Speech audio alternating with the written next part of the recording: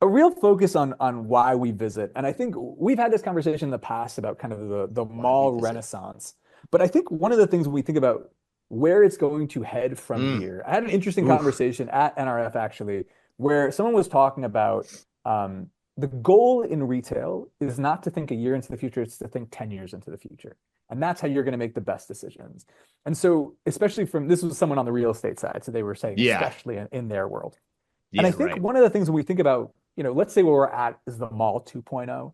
There's this mall 3.0. And what's fascinating is what it is going to drive and how it's Yeah. being developed and what that means. So one of the things that was really fascinating for us is when we looked at Black Friday weekend, we saw open air shopping centers and indoor malls in many cases outperforming the anchors of those Right. same malls and Wow. outperforming some of the key apparel players within those malls. We also saw visit duration rising in the holiday season compared to the standard kind of rest of the year, which told us something really Hmm. interesting, which our expectation of what we're going to do in the mall, what drives that visit, is changing quite substantially. And Yes. then understanding how this is going, what this means, the amount of time we want to spend, what that means for tenancy mix, the types of opportunities that work, even promotional concepts that work. So I was in a mall over the summer that had this big Nintendo promotion, this whole area of the mall set up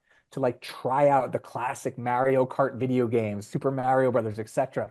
And it was really interesting to see how many people were coming along with lots of kids waiting in line doing that and then consuming some food and leaving. Not classic mall visit that we would have come to expect years ago.